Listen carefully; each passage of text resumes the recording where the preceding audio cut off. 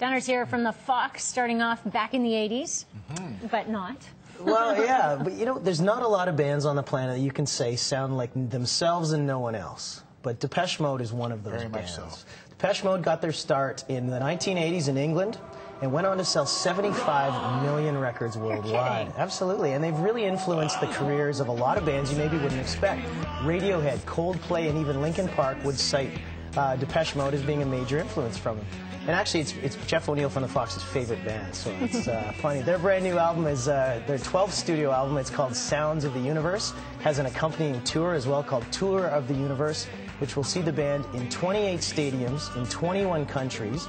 Sadly, Vancouver is not one of the dates yet, so it's road trip time. If you feel like making a road trip down to Seattle, August 10th, the date you'll be able to see them play Key Arena. And this is going to be an amazing show.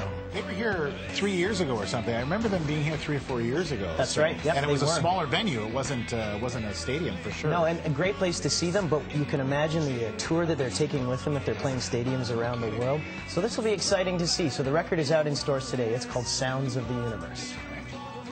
Moving on, while we're talking about original sounding bands, the 1980s and the late 80s, in fact, in LA. The bars are dripping with hair bands. They're everywhere, and they're rapidly becoming a dime a dozen and fairly irrelevant. Then out of nowhere come 4 guys, Dave Navarro, Perry Farrell, Stephen Perkins, and Eric Avery, to form Jane's Addiction. And Jane's Addiction in 1988 came out with a record called Nothing's Shocking, which did absolutely the opposite. Shocked the entire music world, really set things on its ear, and they had a very fruitful career. Now, they've finally put together the best of all of their material in their first ever box set, 3 CDs, 1 DVD, called A Cabinet of Curiosities, and it actually comes in a wooden cabinet, which is pretty cool. So if you're a fan of Jane's Addiction, this is going to be something you're going to want to have. And if you're a fan, you'll be excited to know that next month they kick off a co-headlining tour with 9 Inch Nails that we'll see them all around the States and Canada. So hopefully we'll see them in Vancouver by the end of the summer. Look forward to that. Next up, Jason Aldean. Yeah, Jason Michael Carroll. Sorry. I know you like your country. So I was listening to both of them at the same time. Sorry about that. Not at all. Relative newcomer to the country world. Yep. His last record, called Waitin' in the Country, takes him to the top 10 and gets him out on the road with Carrie Underwood, Brooks and Dunn, as well as others. Did really well for him. So now he's got the sophomore record, which is really the telltale of how well he'll do.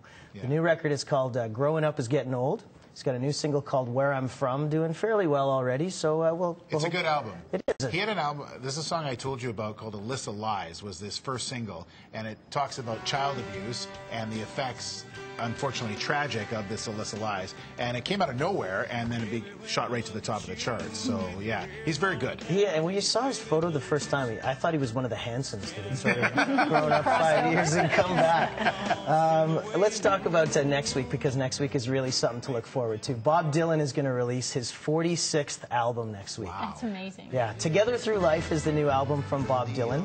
If you think back to 2006's Modern Times, Bob Dylan had another platinum record, many in the course of his history.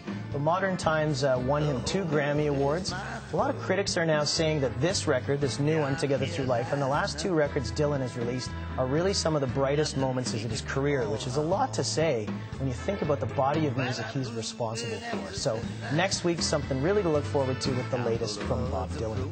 Were you surprised when the AC/DC tickets sold out so quickly on the weekend? Yeah, that was a real toss-up. And, I mean, that's a big room. You're talking about 50,000 tickets. And they were just here. Yeah, exactly. And I don't know if you caught the last tour, but to see a train come crashing through the back of the stage to start a concert off lets you know why AC/DC is still ruling the planet when it comes to touring. So I did somewhat expect they would do well. I didn't expect to sell out that quickly. Yeah, because they're like one of those bands that no matter who you talk to, whether you're, you know, Madriga's age or someone who's, and I don't mean that in a negative way, but I'm saying, you know, I'm saying back to someone who's, you know, 2021, yeah, all relate.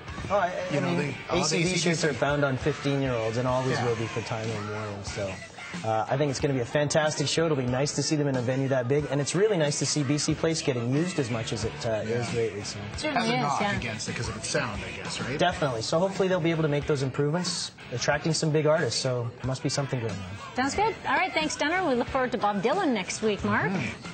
Good, and I forgot all about AC/DC tickets. So sold? How could they sell out that fast? Really? Maybe you can go with Dunner.